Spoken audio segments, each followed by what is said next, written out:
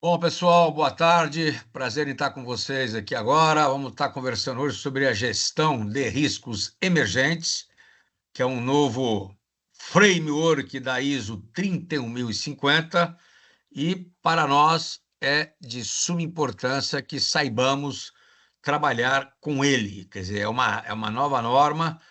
No Brasil ainda não foi publicada somente em inglês e francês no mundo, né? A ABNT ainda não traduziu, acho que ainda nem montou comitê para isso, mas demora um pouco mais, mas já temos que estar aplicando, porque nós aqui da Brasiliano já estamos aplicando isso e já vai estar também dentro do nosso sistema, ok?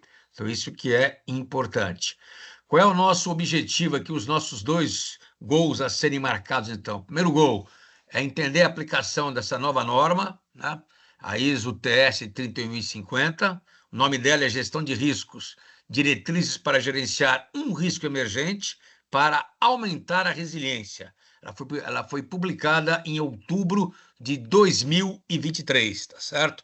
Então, o primeiro gol é entender o para que vamos estar agora aplicando ou utilizando esta norma de maneira clara. O segundo é entender o processo dela.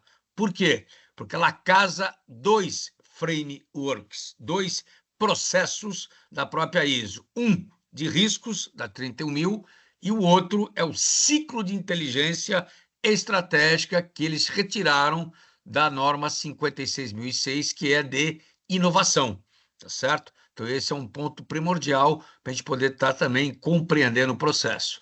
Vamos estar batendo isso aqui, o objetivo nosso já falei, o currículo meu vocês já conhecem, vou só passar um pouco mais. Vou falar do contexto atual, framework do risco emergente, falar do ciclo de inteligência, o que vem a ser, e o framework da gestão de risco emergente focado em gestão de riscos propriamente dito. Quais são os diferenciais que nós temos que utilizar, tá certo? Bom, o currículo meu vocês já conhecem, ponto importante é a nossa visão, estratégica, a nível de termos alguns cursos, né, maiores, alguns cursos com uma visão maior, na verdade, então isso aqui é importante, tá certo? Alguém falou aí do comitê aí, eu não vi o chat, não. Deixa eu só dar uma picada aqui. Acho que brasileiro, a partir de julho, foi constituído o comitê. Então já está traduzindo agora. Muito bom. Excelente, então. Isso é uma boa notícia, pelo menos, né? Então, vamos estar a norma, teremos condições de estar com ela traduzida ainda, talvez, se tudo correr bem, até o final do ano, para entrar em consulta pública, mas tem todo um calendário aí, tá certo? Bom, qual é a visão nossa, então, com o currículo que nós temos aqui? É uma visão um pouco mais aberta, um pouco mais holística, e não é só de security obrigatoriamente, trabalhamos com riscos corporativos. Então, isso que é importante.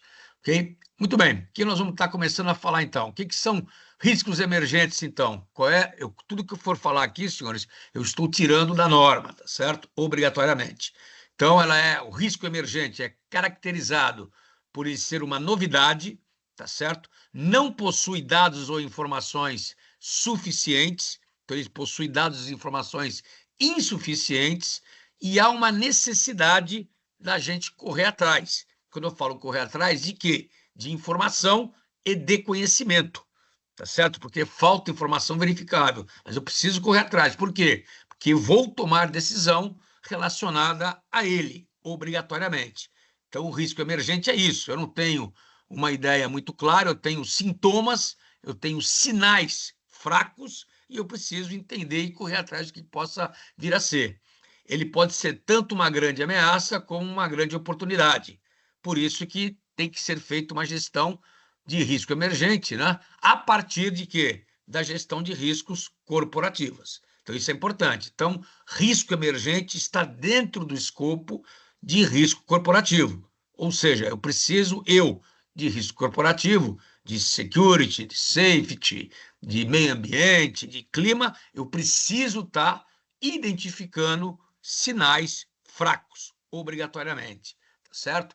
E tenho que estar me relacionando o tempo inteiro, ou seja, monitorando continuamente, tá certo? Os variados aspectos, as variadas, né, situações, as variadas fontes de risco que, porventura, estejam nascendo e estão sinalizando este nascimento do contexto externo, ou seja, de fora para dentro, e qual é o impacto ou a implicação para a minha empresa.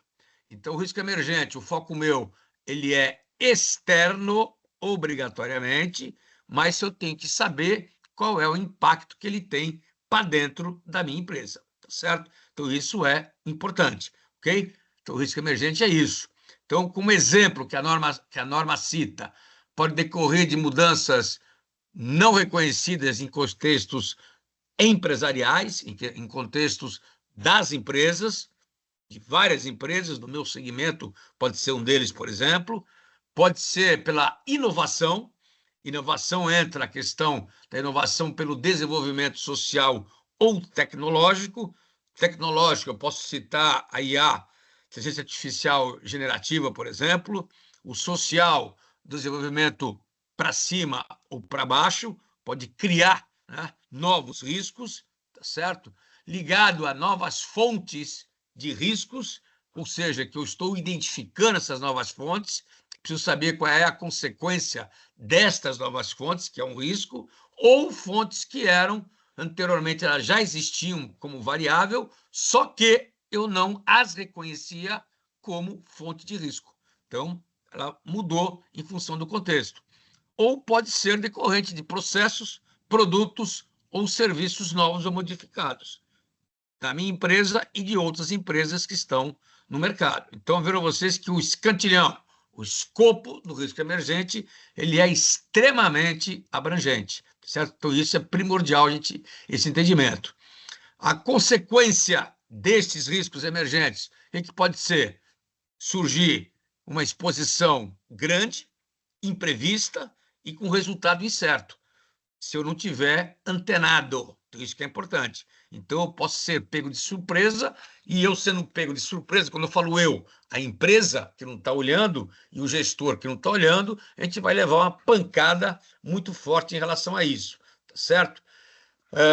Maior exposição a ameaças provenientes de fontes de risco que são conhecidas. Então, eu conheço a fonte de risco e negação de que ela pode gerar, fazer nascer um risco emergente, um risco novo, e que tem um impacto muito grande comigo. Então, e pode ser oportunidade perdida ou ganha. Surgiu no mercado, tem. Então, eu posso perder, eu posso ganhar em relação a isso. Ele mexe o risco emergente, senhores, em todos os segmentos, tá certo? Empresariais, em todas as dimensões, né, aonde nós estamos inseridos.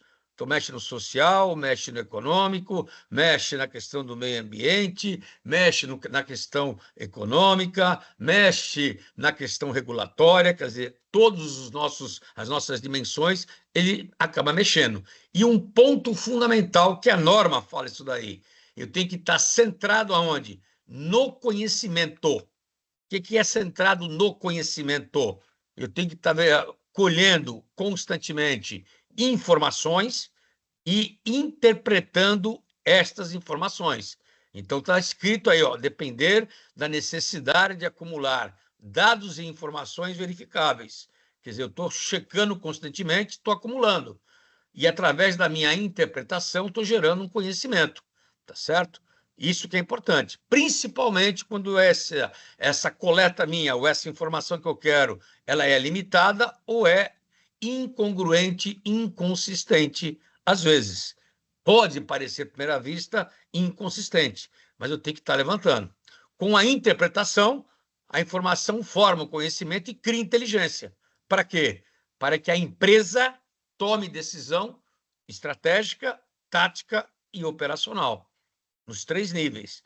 Então, o que eu vou gerar de inteligência, não esqueçam, o ciclo de inteligência vai acabar gerando a inteligência, que é a informação que eu estou, na verdade, interpretando. Eu interpretei, eu transformo aquilo em inteligência, obrigatoriamente, jogo isso aqui para cima, tá certo? E, ao mesmo tempo, jogo para a área de riscos para que eu possa estar fazendo a respectiva análise. Então, isso que é importante. Por isso que a ISO-TS, que é technical, não é verdade, né? 31.050, ela aplica e fornece diretrizes para aplicar a 31.000, que é de gestão de risco. Mas o foco da 31.050 é eu sei o que vai acontecer, estou antecipando, tá certo? E eu tenho que aumentar a minha resiliência organizacional. Então, vejam vocês que o objetivo de estar fazendo esta gestão de risco é a empresa ficar mais forte quando levar a pancada. Esse que é o objetivo crucial, tá certo? Isso que é importante. Então, eu tenho que ter a lâmpada acesa o tempo inteiro para poder estar me dando o direcionamento. O foco, né, do risco emergente pode ser o quê? Consequências, né, focadas nos objetivos da empresa, obrigatoriamente, e por isso que a aplicação do princípio e processo da 31.000 ele é muito importante. Por quê? Porque eu saio da área de inteligência com meu conhecimento apurado e vou jogar esse conhecimento para a área de riscos, para saber o quê? Chance dele vir a acontecer, chance de se tornar um risco, porque esse conhecimento meu pode ser várias fontes de riscos novas que eu estou descobrindo, tá certo? Que eu estou interpretando que aquilo é fonte de risco, ou pode ser já de cara riscos que eu vou estar avaliando. Então, isso que é importante. Então, a área de riscos vai ter essa função de estar fazendo aí, na verdade, este double check, né? De estar verificando se aquilo realmente tem chance de ocorrer, se aquilo é fonte, se aquilo é risco. Então, isso que é importante, esse casamento e essa integração, tá certo? Em particular, focando isso aqui especificamente, é uma análise contínua, senhores. Então, o ciclo de inteligência, eu preciso montar um processo meu que continuamente eu estou o quê? Monitorando. Então, a grande sacada aqui é monitoramento. Por quê? Porque ao eu estar monitorando, eu estou verificando se aquilo que eu coloquei lá atrás, como inteligência, com a minha interpretação, poderá ou não vir a acontecer. E ao estar monitorando, eu estou identificando, detectando sinais fracos. Isso que é importante, tá certo? Então, isso que é um ponto fundamental, eu entender isso daqui. Então, é um monitoramento contínuo. Se eu fizer um framework que dá 31.050 e não fizer absolutamente nada, tá certo? Não tem por que eu estar, na verdade, fazendo a sua gestão. Mudanças de contexto é muitas vezes um indicador, é um sintoma, tá certo? Precoce que vai identificar, às vezes, o quê? Ou fragilidades para a minha empresa, tá certo? Obrigatoriamente, ou pode ser uma fonte de risco, tá certo? Então, a mudança do contexto é que é importante. Exemplo de mudança de contexto: o que aconteceu agora na Venezuela é sintoma. Tivemos uma eleição, né? Era previsto o Maduro fazer a fraude que fez, tá certo? Mas não era previsto ter uma reação popular como está tendo. Não era previsto. Isso é uma mudança de contexto. O que pode resultar disso para o Brasil, por exemplo, que é vizinho dele, tá certo? E que o PT, né, deu o aval que a eleição foi ganha, tecnicamente, governo brasileiro não deu o aval, tá certo? O que isso pode acontecer? Quais são as perspectivas que tem pela frente? Então, na verdade, quando eu faço a minha interpretação, eu já estou trabalhando, eu já trabalho obrigatoriamente na inteligência com cenários, porque a inteligência, uma das ferramentas da inteligência, ela é o cenário prospectivo, que eu tenho que estar verificando e trabalhando obrigatoriamente, tá certo? Ponto importante para isso, então. Então, nós temos que saber lidar com cenários. A gestão de risco emergente, ela tem uma aplicação direta na 31.000, por quê? Porque ela tem que reduzir o quê? A incerteza, tá certo? Então, ela reduz a incerteza. Que o risco emergente, por si só, quando não é identificado, a volatilidade, a complexidade e a ambiguidade, né, mundo VUCA e mundo BANI, ele acaba se configurando, porque eu não estou enxergando. Então, eu tenho que enxergar estas mudanças, preciso enxergar essas variáveis que são novas para que eu possa estar antecipando qualquer tipo de evento que venha a acontecer. Quais são os benefícios dela? Primeiro, eu tenho maior sensibilidade e eu reduzo, na verdade, a questão de eu não ser pego de surpresa. tá certo? Então, eu reduzo a chance de não ser pego de surpresa, aumento a chance de estar antecipando. Reconheço precocemente o risco emergente. Claro, eu passo a enxergar. Mas por que eu estou passando a enxergar? Não pela bola de cristal, porque eu estou monitorando. Eu estou vendo o que está acontecendo de mudança. Tá certo? Eu estou enxergando isso. Claro, então isso é importante. Tá certo?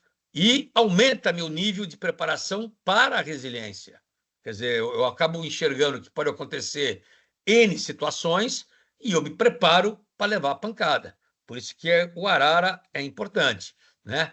Divulgo de forma, né, antecipada dados e faço intercâmbio de informação entre partes interessadas. Aí entra um ponto importante para a área de riscos. Temos que trocar figurinha. Então, nas reuniões que nós temos, que a área de risco tem, os workshops, os webinários, nós temos que trocar informações. E isso também não acontece muito, tá certo? Então, temos que ter uma troca de informação muito maior do que acontece hoje. E um alinhamento sobre esses riscos, né, em termos de contextos empresariais, organizacionais. Contextos empresariais e organizacionais. O que as empresas estão fazendo, como que elas podem estar reagindo, o que elas podem estar fazendo. Por quê? Porque eu sendo mais resiliente, né, eu estando melhor preparado, eu tenho uma vantagem competitiva extremamente grande num momento de disrupção. Então, esse é o pulo do gato que eu tenho que fazer. Então, aqui está o escopo da norma, né? Então, especificamente falando, a norma está em inglês, essa tradução que está do lado aí é uma tradução macarrônica minha, tá certo? Não vale como, né, tradução oficial, só para a gente ter uma ideia clara do que ela vem oferecer, mas claramente, que está na norma, né? Coloquei esse mais aqui para dizer que eu vou estar somando a gestão de risco, isso está na norma, desse jeitinho aí, o princípio, né, os princípios e o processo da 31.000, então ele está casando a norma 31.000 e está casando o ciclo de inteligência estratégica da inovação. Então é importante que não é o ciclo de inteligência estratégica de Estado, é para inovação. Ou seja, então tem que estar olhando sobre este aspecto que é que não muda praticamente nada, né? As fases são as mesmas, basicamente, mas eu tenho que estar com o foco em sintomas fracos, tá certo? Então, porque quem vai dar o tom do enquadramento, ou seja, da minha necessidade de informação, é a própria área de riscos, que eu tenho que estar olhando, que ambiente que eu tenho que estar olhando. Então, se a minha empresa hoje exporta para a América Latina, exporta muito para a América do Sul, estou perto da Venezuela, como é o caso do Brasil, faço fronteira com ela, eu tenho que monitorar aquilo ali de maneira clara. Né? Pode ter imigração forte da Venezuela para o Brasil de novo, né? O pessoal vir para cá com um grande número de pessoas. Que impacto isso vai dar lá em cima, no norte do país? Então, isso tudo eu preciso estar pensando. Né? Preciso estar organizando isso daqui dentro do meu contexto direto empresarial, tá certo? Então, eu caso a 31.000 e caso com um ciclo de inovação de maneira clara, tá certo? Portanto, ela exige o quê?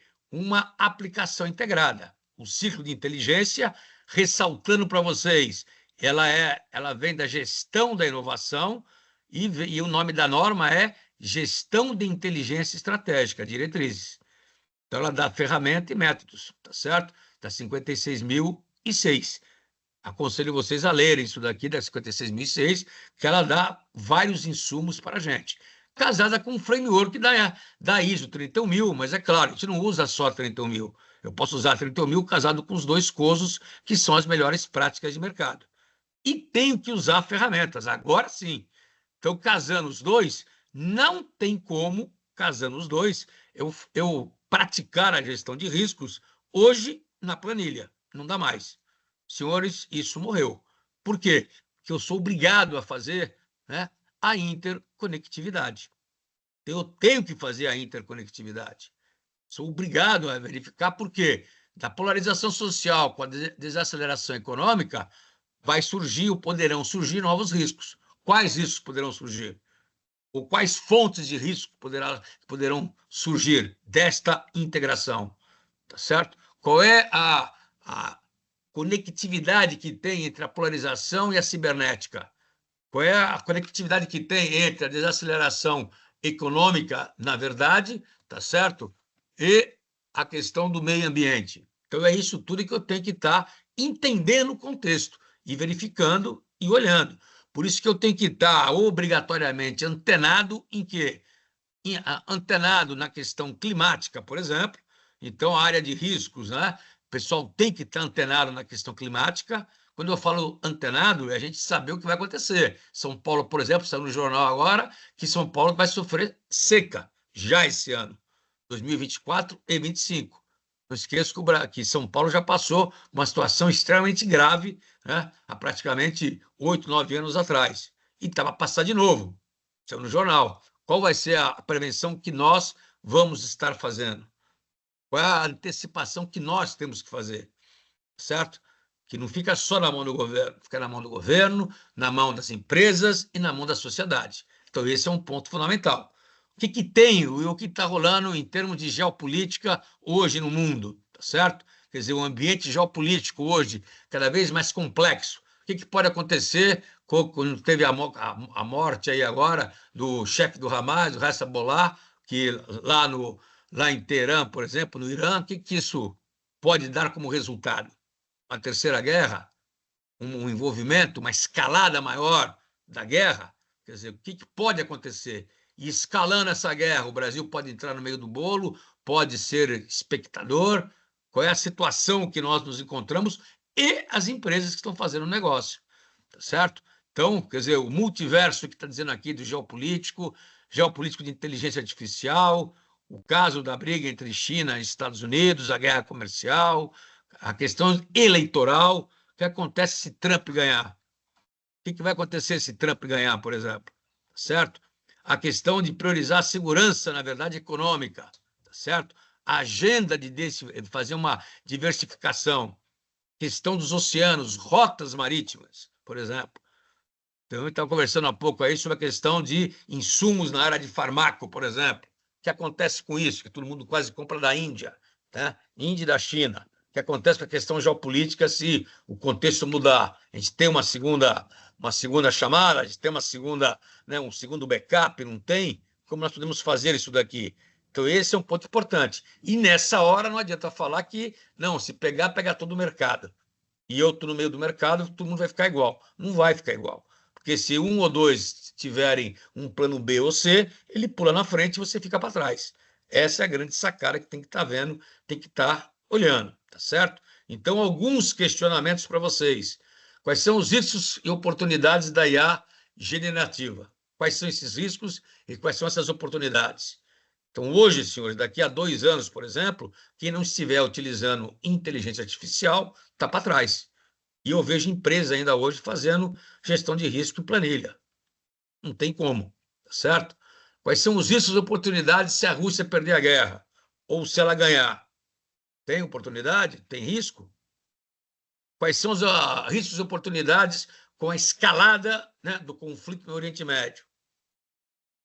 Então, senhores, nosso foco muda. O nosso escantilhão, ele sai de um escantilhão focado na empresa nossa, focada somente aqui no Brasil ou no meu estado, ele amplia isso daqui, né, numa escala que vai para a questão mundial. E temos que olhar. Insegurança pública, quais são os riscos da insegurança pública no Brasil? Quando eu falo em segurança pública, eu estou falando especificamente da criminalidade. Mas qual é o risco do crescimento exponencial do crime organizado no Brasil? Nós vamos virar um narco-estado, já que nós temos 2 incertezas críticas, que são a reforma do judiciário que não sai, nossa legislação é uma legislação defasada, a polícia não tem ferramental para poder estar combatendo. Hoje nós temos mais de 800 mil pessoas presas em presídios, tá certo? Que é um absurdo, que isso não dá resultado. O nosso presídio, né? Nosso sistema penitenciário, ele não é assertivo na questão de você ressocializar, não tem como. Ali é um MBA ou um pós-doutorado na criminalidade. Então, que risco que nós temos se isso crescer? Quais são riscos e oportunidades da instabilidade política na Venezuela? Isso é risco emergente, senhores. Sem falar de risco climático, mudança de câmbio, N situações que podem acontecer. Mas isso daqui eu preciso responder. Por quê? Porque isso já está tendo filhotes. Isso já está tendo filhotes. E já está tendo desdobramentos. e eu tenho que imaginar o que pode vir pela frente. E imaginar o que pode vir pela frente e pegar o Brasil e pegar a minha empresa.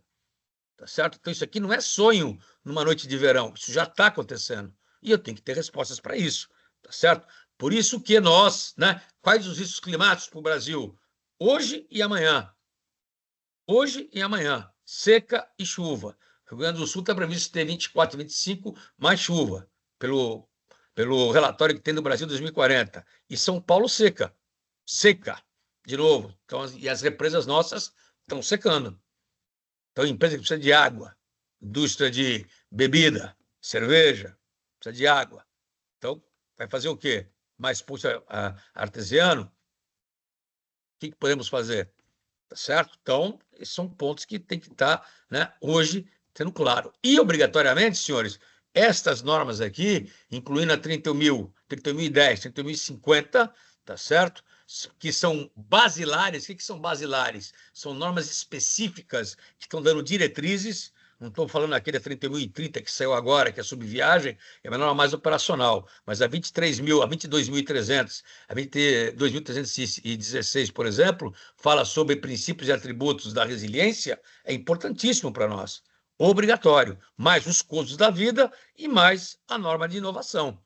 Preciso ler, preciso saber isso daqui, obrigatoriamente. Então, para nós, fica mais complexo, para nós, fica mais amplo o escopo que nós temos que lidar. E aí entra aquilo que nós temos que estar como foco, porque o objetivo da 30.050 é criar maior resiliência empresarial. Então, está aqui. Resiliência empresarial, eu tenho que estar protegido de pancada, de choque, de evento disruptivo. E, ao mesmo tempo, eu preciso me adaptar. Então, para isso, eu tenho que antecipar. Eu não vou me adaptar se eu não for flexível, ágil e não estiver preparado. Adaptação é isso. Tem que mudar e dançar conforme a música, certo? Se eu não dançar conforme a música, eu danço. Então, e equilibrar os princípios da resiliência empresarial, que são 3, certo? Eu tenho que ter isso aí feito. Então, hoje, a verdadeira resiliência é uma vantagem fundamental, é um pré-requisito, né, para qualquer estratégia empresarial bem-sucedida. Ou seja, o que quer dizer com resiliência aqui de estratégia? Plano B e plano C. Mundo Bunny. Plano B e plano C. Então, aquilo que falava lá atrás, na pandemia, do Mundo Bunny, e ninguém acreditava, achava que era mais uma, né, sopinha de letrinha, que não ia acontecer, que era para vender mais serviço, etc. Hoje virou norma e nós temos que ter planos para isso. E para isso eu tenho que ter obrigatoriamente o quê? Uma resiliência estratégica, eu tenho que ter essa capacidade, a empresa tem que ter essa capacidade de ser ágil. Isso é cultura, tá, gente? Então, se eu for uma pessoa extremamente metódica, extremamente cartesiana, eu não sou flexível. Não sendo flexível, eu danço. Vou dançar. Vou morrer na praia, tá certo? Não adianta nada. Então, eu preciso ser flexível. Segundo ponto, tenho que manter a operação crítica durante a interrupção funcionando. Então, eu preciso saber quais são as minhas áreas, os meus pontos, os meus processos, os meus produtos e os meus clientes, que eu tenho que continuar a fornecer o serviço. Então, eu preciso fazer a curva ABC, preciso saber, dentro da minha empresa, o que é realmente crítico, e aí eu não posso passar a mão na cabeça. Eu tenho que usar a ferramenta BIA, mas usar a ferramenta BIA, Business Impact Analysis, com qual objetivo? De realmente bater e falar o que é crítico para a empresa. Tá certo? Porque eu vejo, a gente faz aí, às vezes, o processo de continuidade de negócio e muita área que o pessoal coloca como crítico, né? Crítica, e a consultoria ou os gestores da empresa não querem bater de frente, aceita, e não tem nada a ver. Não tem nada a ver. Então, eu preciso saber qual é o objetivo fim da empresa, quais são, né, qual é o core da empresa, e eu tenho que ir no core. Não tem papo, não tem conversa. Para quê? Porque a resiliência financeira ela é consequência da resiliência operacional barra estratégica.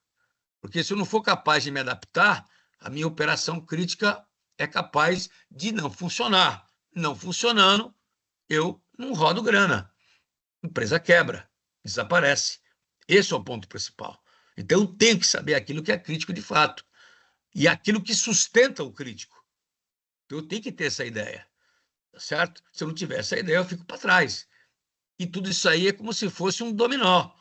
Ele é interconectado. Até que a norma que fala do BIA hoje, ele fala para a gente poder fazer a interconexão, o interrelacionamento entre processo e sistema.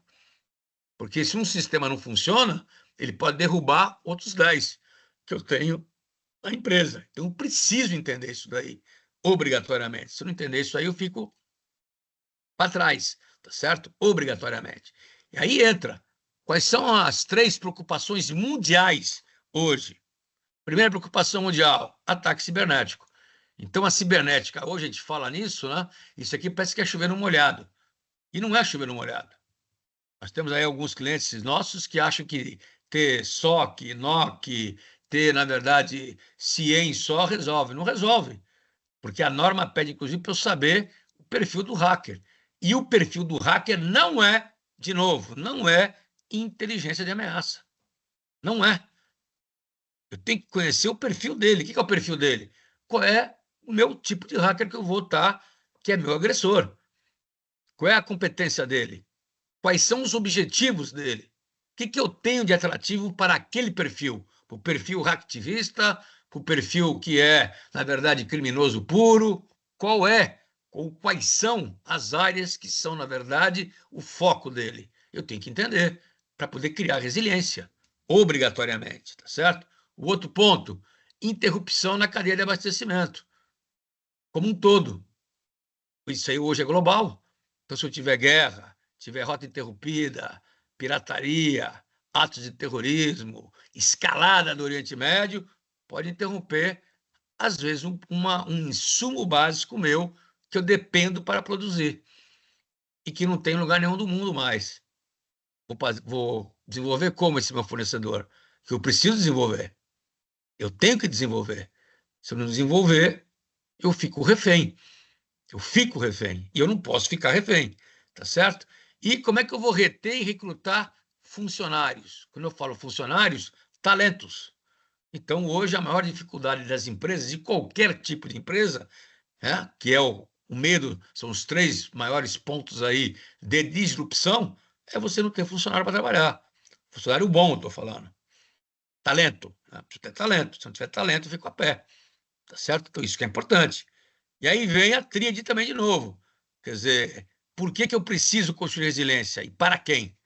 Então, se a empresa não entender o porquê e para quem, que acontece muito em muita empresa que eu, brasileiro, ou a Brasiliano Interrisc, fornece consultoria, os caras fazem para inglês ver, às vezes, um plano de continuidade, um plano de crise, e fica para inglês ver, tá certo? Então, fica morta, na verdade. O que mais nos preocupa, né, em proteger a nossa organização, na nossa organização, o que é importante? Processo crítico. E qual a nossa estratégia para preservar esse serviço? Isso que é importante.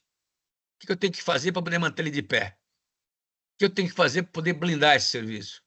Então, tem empresas, clientes nossos, às vezes, o cara protege, né, quer proteger o todo e deixa o perímetro extremamente frágil. Tá? Não protege, por exemplo, o seu banco de dados, não protege o seu data center, não tem segurança, não é tier, por exemplo, não é tier, né? Aquela classificação. E é a vida dele, porque o cara não quis gastar mais 5, 6, 7 milhões de reais, 8 milhões de reais. Completamente errado, porque ele pode perder muito mais do que isso, tá certo? Então, tem que saber qual é a minha estratégia. E vou incorporar mentalidade. Mentalidade de quê? Cultural na empresa, para poder o quê? Impulsionar este investimento. Então, eu tenho que ter cultura para ter o investimento. Se eu não tiver cultura, não vou ter investimento. E aí o plano fica na gaveta, como a grande maioria das empresas possui. Possuem planos de gaveta. Planos de gaveta, igual o mapa de risco, que é de gaveta. Tá certo? Então, isso que é importante. E, em função dessa resiliência, é que entra o que a norma pede. A norma pede isso aqui, está escrito isso aqui na norma. O gestor não tem que olhar para trás, para o retrovisor. Ele tem que olhar para frente. E para olhar para frente agora, eu tenho que praticar o arara. Então, eu tenho que antecipar, obrigatoriamente. Antecipar é identificar os sinais que são fracos, sintomas que existem. Então, eu tenho que identificar isso daqui. Segundo ponto, eu preciso resistir e absorver. Então, tenho que resistir e absorver, levar a pancada, não cair com a pancada, mas tenho que absorver a paulada que vem. E, obrigatoriamente, preciso responder aquilo ali. Ou seja, através das minhas operações, dos meus processos, dos meus sistemas que são críticos. Então, eles não podem apagar. Tem que ficar de pé. E tem que responder de forma adaptada. Talvez não possa entregar aquilo que eu vim entregando 100%, mas vou entregar de uma outra maneira. Então, eu preciso estar adaptado. Então, o que a norma pede, senhores, é mais ou menos isso daqui, ó. Então, ela pede exatamente isso, ó. Vocês olharem o eixo X aqui, é o eixo temporal que nós colocamos de cenário. 1 dia, 2 dias, 3 dias, 1 mês, não interessa. É o tempo. O eixo Y são as minhas funcionalidades, ó. Certo? É funcionalidade. O número 1, que está aqui, é quando inicia ou quando se materializa o risco emergente. Então, quando ele vai ser materializado, eu vou dar uma queda, eu vou dar uma barrigada. Agora, o quanto que eu vou barrigar depende de quê? Do quanto que eu estou apto a absorver. Tá claro? Isso que é importante. E aqui vocês estão vendo que eu tenho A, B, C e D. O D, eu quebrei. O D, eu caí no chão, fui a nocaute. Não levanto mais. O C, demorei muito tempo para poder estar o quê? Para poder estar me levantando. O B, eu dou a barrigada e volto no que era antes. Qual é a arte nossa? Eu dar a barrigada e subo muito mais forte e ultrapasso a minha produtividade, o meu perfil que eu estava antes. Então, eu passo a fazer melhor do que eu fazia antes, de uma outra maneira, né? De uma maneira completamente inovadora, de uma maneira completamente que eu consegui o quê? Me reinventar. Então, a norma, senhores, pede justamente isso, ó. A norma pede justamente isso daqui. Ela pede que eu tenha que estar preparado para isso. E o ideal é que eu seja o A, né? A minha funcionalidade é melhor do que antes, tá certo? E a D é que eu perdi, quebrei. Então, o pessoal fala em termos percentuais que grande parte das empresas estarão aqui no D, tá certo? Porque não está treinado para ser resiliente. Não tem uma estrutura para ser resiliente. Não leva a sério os princípios da norma 22.300, que é da resiliência. Não leva a sério. Acham que tem que fazer. Então, em função disso, é que o pessoal é surpreendido. Igual aconteceu no World Trade Center, igual aconteceu no Afeganistão com os Estados Unidos, que pensava que tinha, na verdade, 3 meses, quando viram em 3 semanas estavam na porta, e de novo a história se repete, saíram de lá corridos. No Vietnã eles perderam a guerra e no Afeganistão perderam a guerra. Perderam a guerra. Então isso não tem que falar. E eu não posso ficar com essa cara aqui de paisagem. Não dá para ficar com essa cara de paisagem. Que é a cara que o executivo fica, que vocês ficam, que eu fico se eu sou surpreendido. Certo? Igual ficou também Israel, quando o Hamas atacou de uma maneira surpreendente.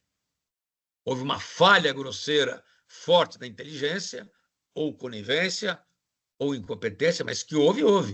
Ponto. Como é que não conseguiu identificar os foguetes que estavam lá colocados? Como é que eles entraram, na verdade, por ar, terra e mar e conseguiram furar aqui fisicamente a barreira? E ninguém estava monitorando. Como? Explica isso. Para o Divino Espírito Santo? Então, senhores, é isso que nós temos que pensar. Isso daqui foi um risco emergente.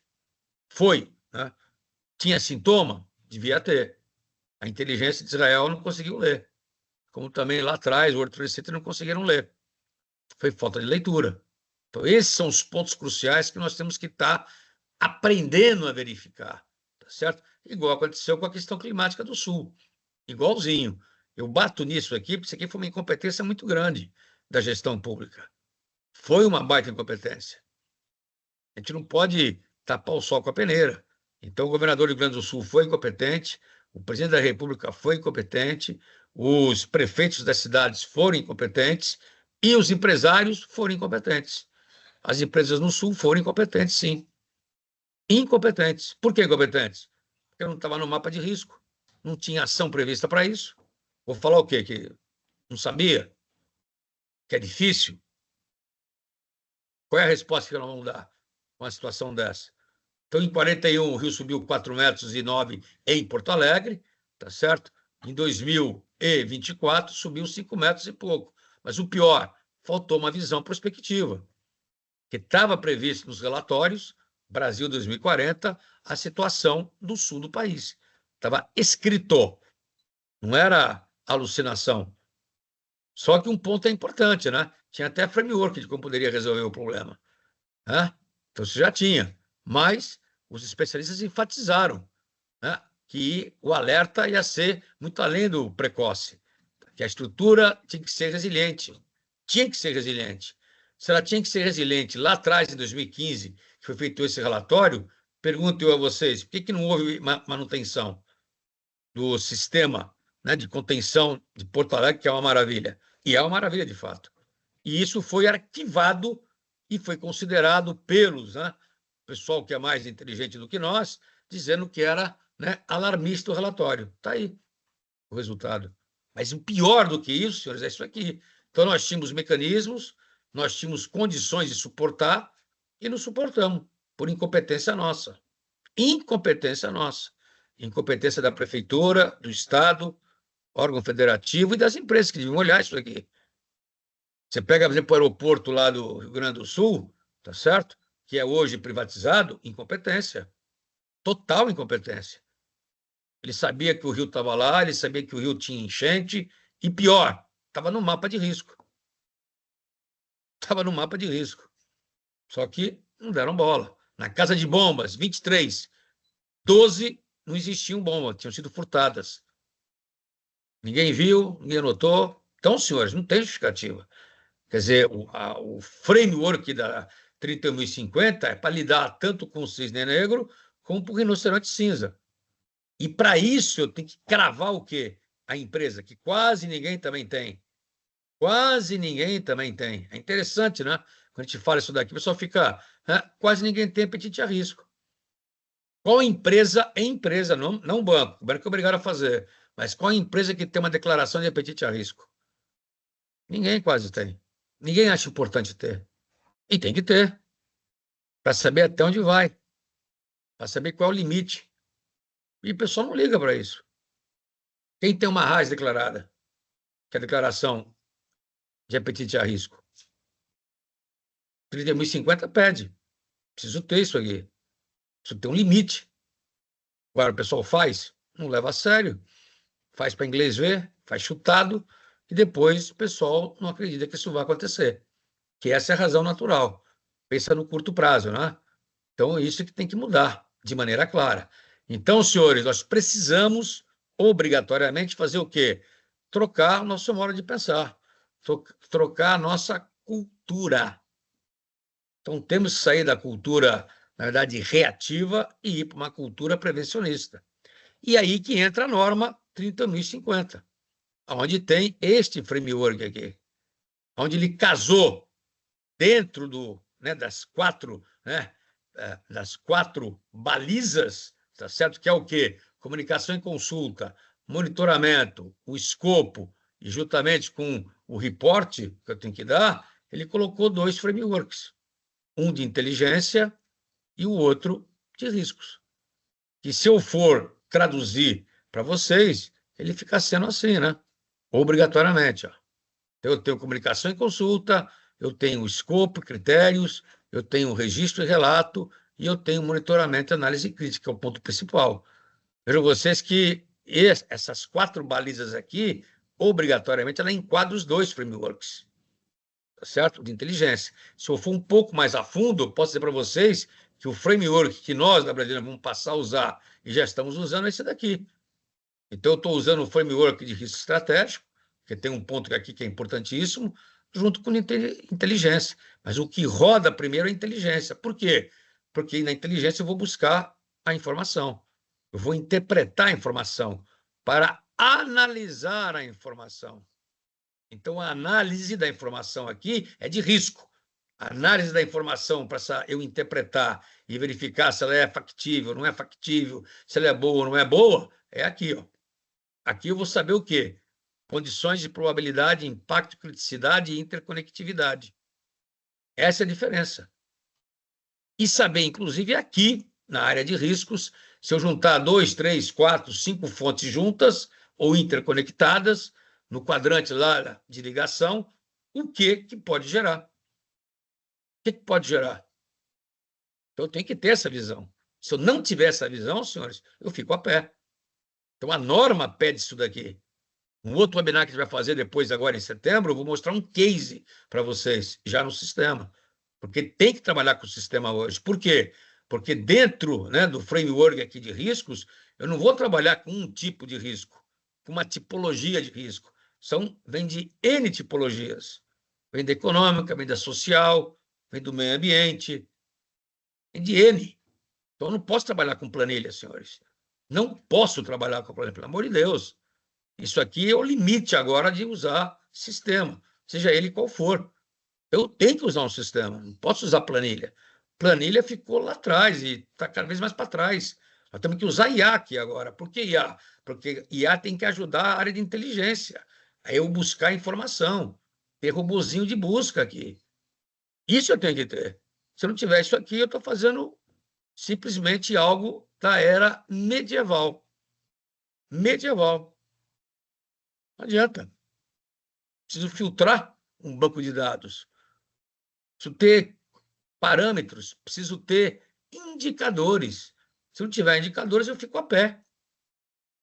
Completamente a pé. Então, a inteligência ela inicia justamente para quê? Para eu ir buscar dados e informações. Ó. É um ciclo mais reduzido do que é o do Estado. Então, eu primeiro saber o que eu vou buscar. Ó. O que eu quero? Quais são as minhas necessidades de informação? Começo por ali. Então, eu tenho que saber quais são as minhas necessidades, obrigatoriamente, tá? Para eu poder depois fazer a minha inteligência e participação. A ação aqui é ir para a área de risco.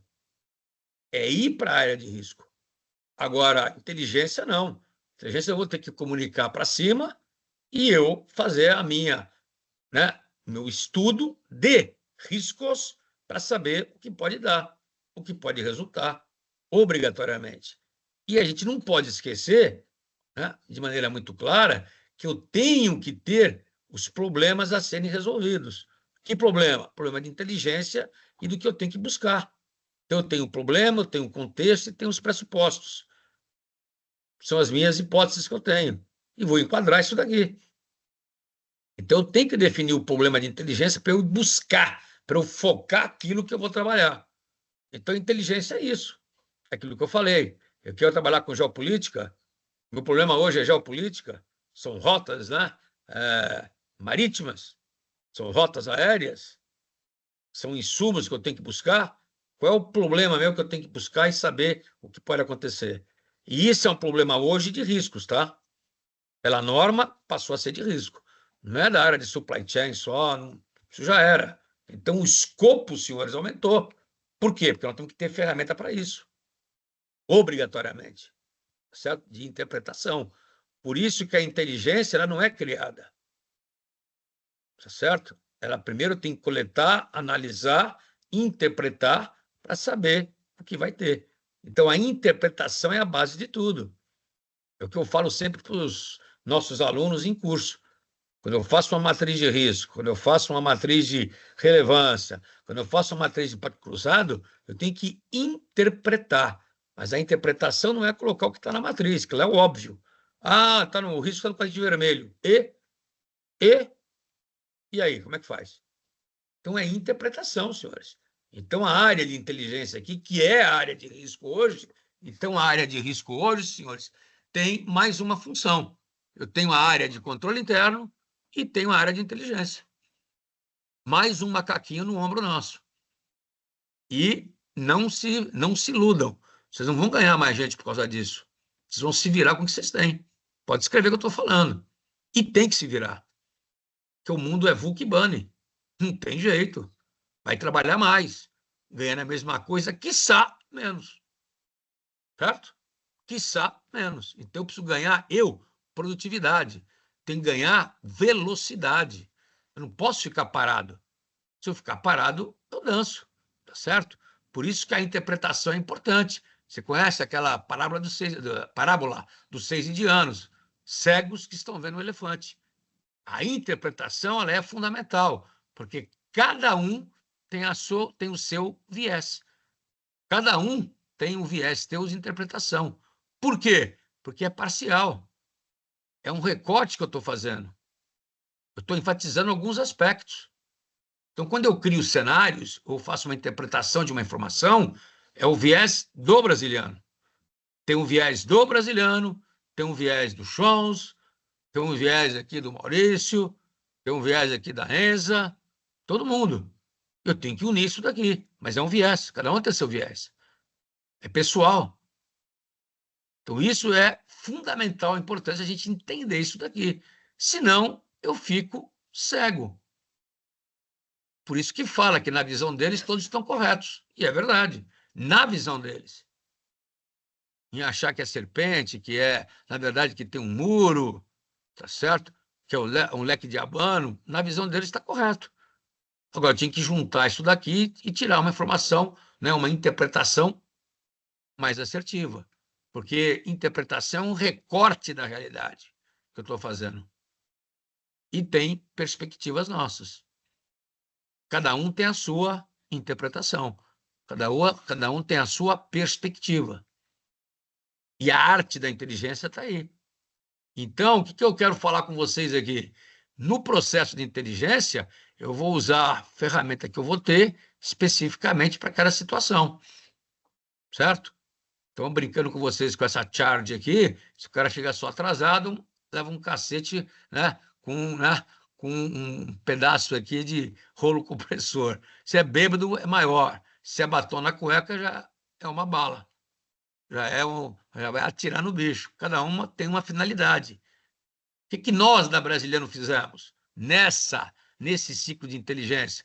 A gente está usando a ferramenta que nós já temos do Interrisc de cenários prospectivos.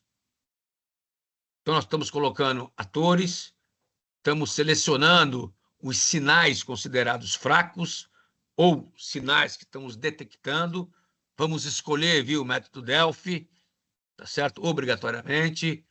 Vou fazer o PMA dos atores. O que é o PMA dos atores? E por que o ator aqui é importante? Porque o ator é que vai influenciar o evento. O ator é que vai influenciar um risco, obrigatoriamente. Então, eu preciso saber o que está acontecendo. Tenho que saber quem é quem. Quem são as pessoas que vão influenciar? E influenciar quais eventos, quais fontes, quais riscos. Então, isso eu tenho que saber. Preciso usar aqui, na verdade, o quê? Tenho que usar aqui impacto cruzado. O que é impacto cruzado? Saber aonde cada evento ou cada fonte se encontra. Eu tenho que saber isso aqui. Isso no ciclo de inteligência. E vou modelar isso daqui para saber o que é o mais provável, tendo em vista a opinião do meu time, junto com o de tendência. Então, aqui no caso, vou fazer 2 cenários, ou fazer 2 perspectivas, obrigatoriamente, para eu jogar isso aqui, ter uma interpretação e mandar para frente. Essa é a grande sacada que eu tenho que fazer.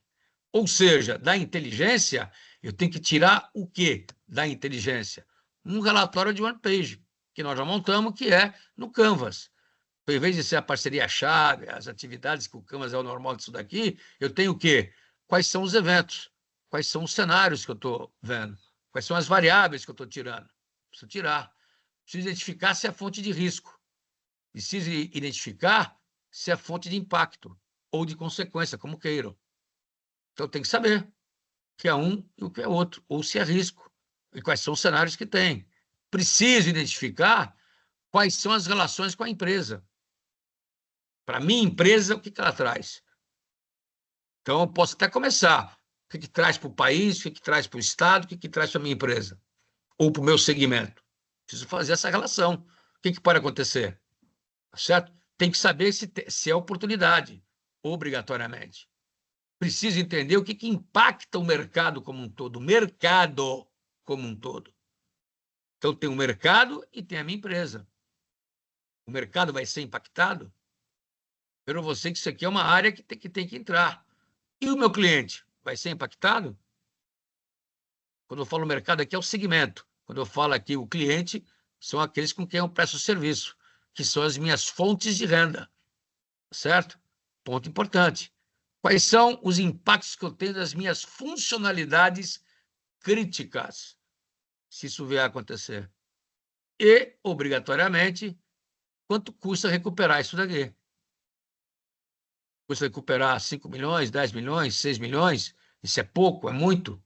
Frente ao que eu vou ganhar, perder? Então, isso daqui, num resumo de uma única página, eu preciso ter. Obrigatoriamente. Se eu não tiver isso daqui, senhores, e entregar isso aqui para a área de riscos, eu fico completamente a pé. Quer dizer, quem vai fazer isso aqui é a área de riscos agora. Então, senhores, noticiando para vocês, vocês da área de riscos hoje têm que ser expert em quê? Inteligência. Então, quem só trabalhava com inteligência morre na praia. Vai ter que trabalhar com inteligência e risco. Obrigatoriamente. Obrigatoriamente. Não tem só inteligência. E digo mais, hein? Pode ser inteligência militar, inteligência de Estado, não muda nada. Vai mudar o segmento. A norma entrou para tudo. Só você ter a visão holística. Acabou. Vou substituir aqui para, em vez de ser se vai atacar o mercado ou não, se vai ser qual é o meu inimigo, qual é o tipo de agressor que eu tenho, qual é o efeito final desejado dele. Não interessa. Então, a inteligência hoje casou oficialmente com a área de gestão de riscos. A inteligência casou, ela fez um casamento de maneira muito clara. Fazendo essa parte aqui, eu jogo para o framework de riscos, obrigatoriamente, certo? Obrigatoriamente. Então, eu saio daqui, fiz a minha interpretação e jogo aqui para dentro. Aqui não vou começar tudo de novo, escopo, não, isso aqui já fiz para os dois. Eu já fiz para os dois. Então, aqui eu já começo a entender a empresa e o que isso aqui pode impactar na empresa. Então, eu começo a verificar. E neste framework nosso, como hoje ele está sendo conceitual, né, eu tenho que ter um impacto cruzado. Então, o impacto cruzado, senhores, entrou para todo tipo de risco. Estratégico, operacional, não interessa. Toda tipologia precisa ter agora a interconectividade.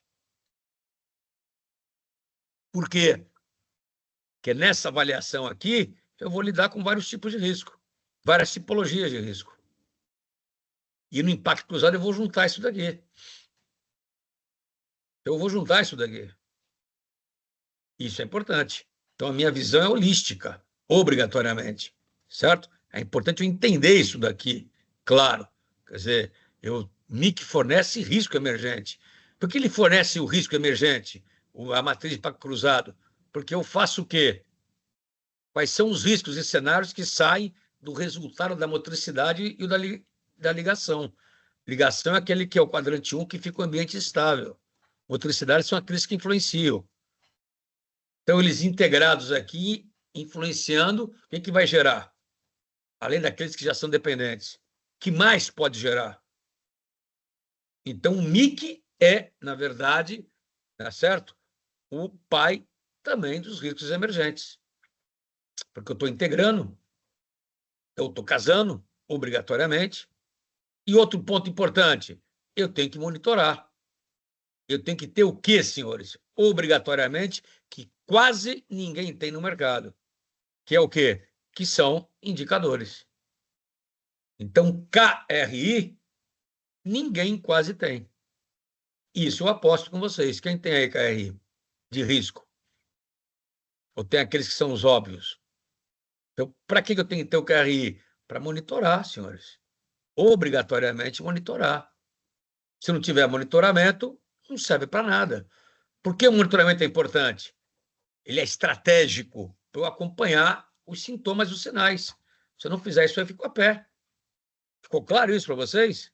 Esse é o pulo do gato. Então, se eu não fizer isso aqui, é igual cenários. Se eu não monitoro, fico a pé. Não consigo visualizar o que tem pela frente. E esse monitoramento aqui é contínuo. Ele é retroalimentativo, porque você vai coletando dados, você vai monitorando, você vai pegando novos insumos e a bola continua a girar constantemente. E isso vocês sabem melhor do que eu, os senhores que estão aí me assistindo, que o mercado não faz. Faz uma análise de risco e deixa aquilo na gaveta. Vai pegar daqui a 6 meses. Vai pegar daqui a 7 meses. Quando tiver um novo ciclo. Ciclo nada, velho. O ciclo é dia a dia. O ciclo é agora, é atual. Então não tem ciclo de 6 meses mais. Quando que eu tenho que refazer a análise de risco? É constante agora. Constante. Eu tenho que estar refazendo de acordo com os insumos que eu estou recebendo. Vocês entenderam que mudou isso aí agora? Não? Essa é a mudança crucial que está tendo. Tá certo? Então, na norma 31.000 falava, não, uma vez por ano, pelo menos. Hoje, não. É online, real time. Certo? Não tem jeito. Então, o impacto cruzado, eu tenho que entender bem do teorema de Bayes aqui, para quê? Para poder estar verificando o que gera eu ficar no motriz aqui que influencia, o que gera esse ambiente de instabilidade. O que ele gera? Porque hoje a gente não faz isso. Nós fazemos o quê? Esse aqui fica instáveis, mas ele influencia os que são dependentes. Mas eu quero saber o que cria essa instabilidade aqui. O que ela pode criar essa instabilidade? Só esses daqui ou vão surgir novos riscos? Vão surgir novos riscos. Vão surgir novos riscos. É isso que eu tenho que olhar. Para que eu tenho que olhar isso aqui? Para eu estar monitorando e tem que estar o quê? Priorizando, obrigatoriamente. O que é a primeira, a segunda e terceira prioridade, certo? E tenho que, obrigatoriamente, ter KRI e verificar, né, quais riscos impactam quais objetivos meus. Então, mas o KRI é importantíssimo. Sem KRI, que é isso daqui, e o nosso KRI é vivo. Vivo que eu falo é o seguinte: você coloca aqui, faz hoje a medição, você vai fazer outra medição, ele fica no arquivo. Então, ele fica online em real time. E a cor aqui é para saber se é crítico ou não crítico para você. Quanto mais vermelho, pior para você. Então, isso aqui foi uma forma que a gente teve para poder estar selecionando. Visualmente, já bater o olho, já saber o que está acontecendo. E eu tenho condições de bater aqui no histórico e saber qual o histórico que eu estou tendo. E com base nesse histórico, eu posso estar verificando o que pode estar acontecendo de mudança. Então, esse, senhores, é o pulo do gato que eu tenho que fazer obrigatoriamente. Tá certo? Se eu não fizer isso daqui, senhores, eu não tenho a 31.050. E o mercado vai ter que fazer isso aqui agora. Então, um ponto importante para a gente poder fechar aqui e concluir, tá certo? Nós vivemos aí o mundo VUCA e BANI, hoje isso aqui é mais do que realidade, obrigatoriamente, né? Eu tenho que praticar e fazer a Arara, então a Arara tenho que fazer, antecipar, resistir, absorver, responder e adaptar.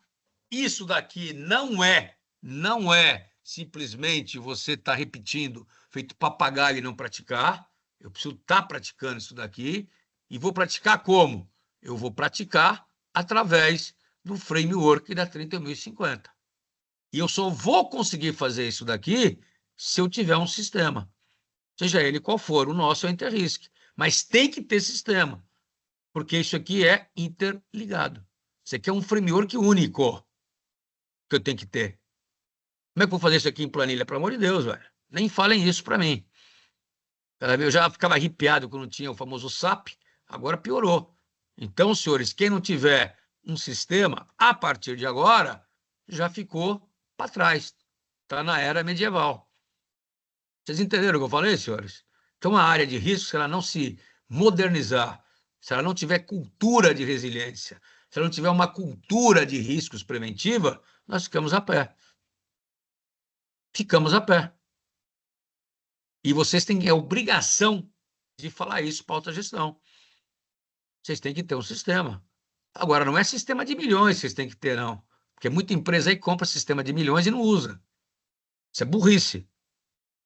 Então, tem que ter sistema que seja factível, seja ele qual for. Estou citando aqui o nosso, porque é óbvio que é nosso, eu cito mesmo. Mas tem outros. Mas você tem que usar. Então, isso é o que vocês têm que fazer, moçada. Se vocês não fizerem isso, sinto muito dizer, vocês serão pegos na curva. Vocês serão pegos, como diz aí, de calça na mão. Não tem como escapar.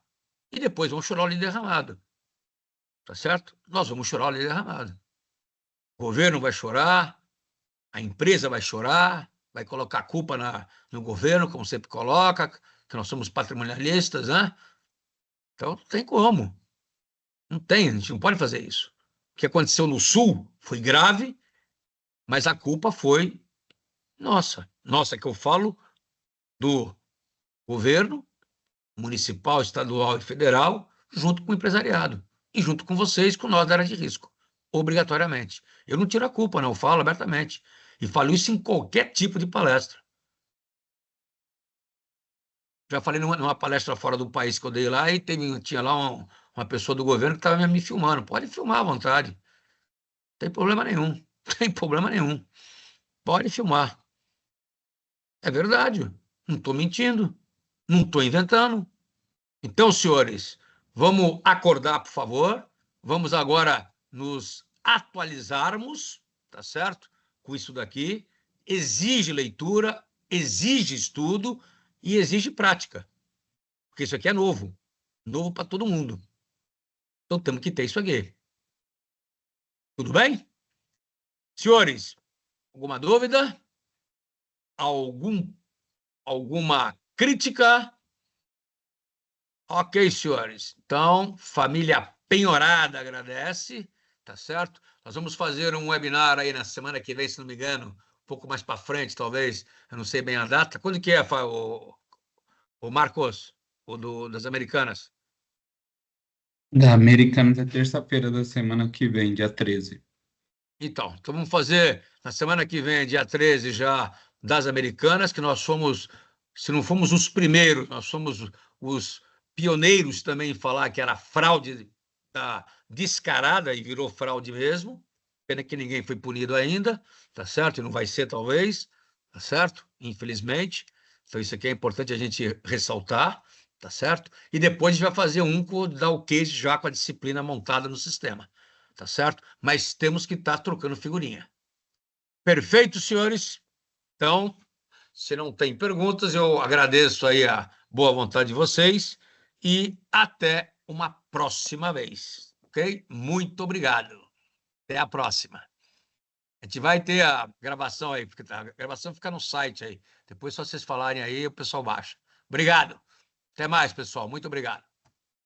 Ô, Brasil, Oi. tem uma pergunta da Fala. Samantha aqui, se você quiser responder. Como Fala. lidar com possíveis conflitos de interesse da diretoria executiva frente à atuação na área de riscos? Conflito de interesse, você tem que simplesmente relatar e dizer que é um conflito de interesse, doutora. O que você não pode fazer é você ficar passiva, tá certo? O que é você ficar passiva? Você ficando passiva, você está sendo conivente com um problema. Se o diretor fala que não pode levantar o risco, que não pode fazer isso aqui, comunica oficialmente. É claro que ele não vai ficar satisfeito com você. Um ponto importante para falar com vocês, é muito importante isso daqui. A gente sabe que nós estamos na área privada ou na área pública. Na área privada eu posso ser mandado embora. Esse é nosso risco. Esse é nosso risco.